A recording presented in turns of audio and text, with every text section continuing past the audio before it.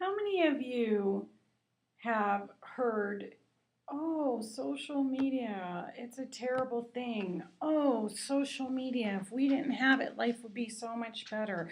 Oh, social media is destroying our family, our country, our society.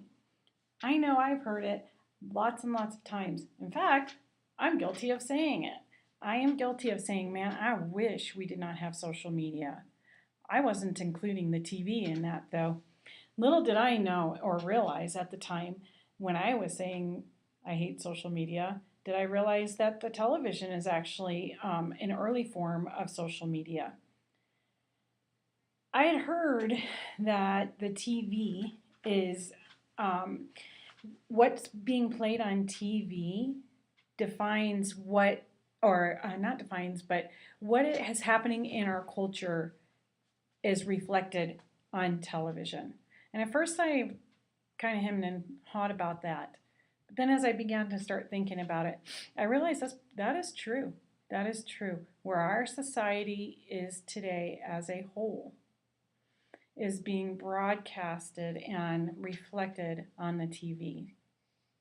What we love to do, the things that we love to do, the things that we love to watch, all of it is being broadcasted on the television and being brought into our homes and our society. I remember as a little girl, my one of my elementary teachers used to play Sesame Street as an educational program, at, probably during reading time or rest time or whatever. She used to bring in a TV and she used to turn Sesame Street for a half hour or 45 minutes, whatever it was. And and that was where our culture was at the time.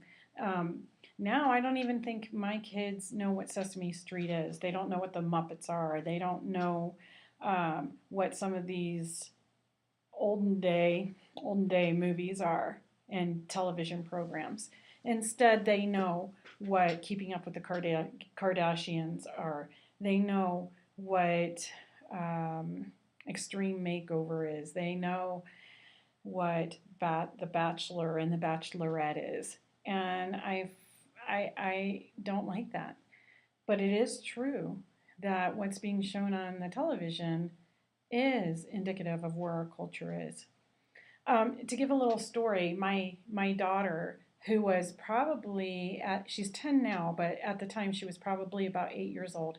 I had let her watch it before she went to bed. If everything was done, she had a really great day. About 30 minutes before she went to bed, I'd let her watch the iPad. Well, I walked into the room and she was up underneath the covers with the iPad, and I asked her, "What are you watching?" And she got scared. She thought she was going to be in trouble. And I thought, "Uh-oh, what is she watching?" She was watching a show called Baby Daddy. Well, when she first told me Baby Daddy, can you imagine, if you don't know what the show is, what your thoughts are running through your mind right now?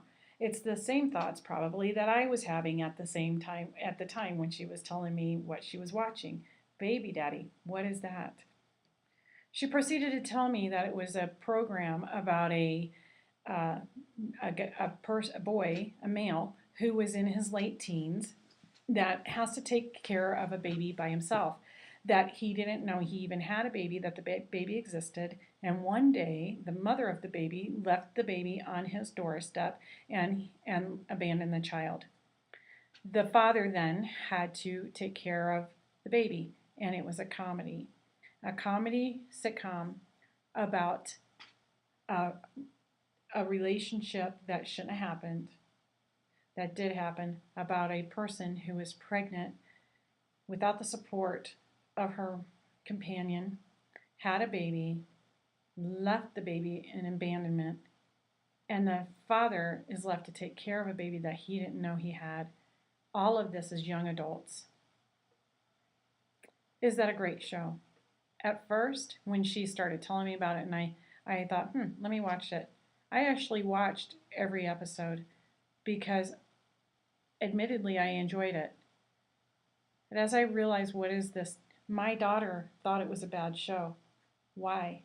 Why did she think that? Why did she feel like that's a show she shouldn't have been watching? When it's put into context, as I broke it down, oh, it's about a mom who abandoned her kid.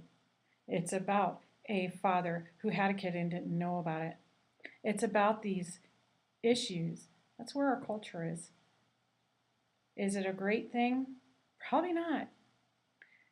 But now that we've identified it, are we going to sit around and just talk about? Are we going to tisk tisk tisk the fact that our media is bringing the country down, or are we going to work with it? It's not going away. I tell my family all the time. I have a couple of children who say, "Oh, I'm just don't involve myself in electronics. I don't involve myself in the social media. I don't believe in it, blah blah blah." I tell them, "You have to. It's not going away. You have to." But there's a line. You don't have to be extreme with it, but there is a line. There is a balance. I think our job as citizens who know that social media is not going away, our job is now, as mothers and fathers, aunts and uncles, sisters and brothers, educators, are to teach the younger generation how to use social media properly, what's on the other end of the camera, what's on the other end of the screen that you're typing on, who's on the other end. That's more important. Who is on that other end that is reading your comments or watching your movies, your YouTubes, you're putting yourself out there. Who's watching that? That's what we need to be teaching. We need to be teaching that while it feels like you're by yourself, many people are watching. Many people are judging based on what they see, your they, what's being typed, what's being said out there. And so it is very important to educate, educate, educate, and find that balance and teach our next generation or the generation now how to use social media in a manner that's not excessive, where it's not overabundance, and where it can be used for the benefit of themselves and each other. More to come, I'm sure. Many blessings. Bye bye.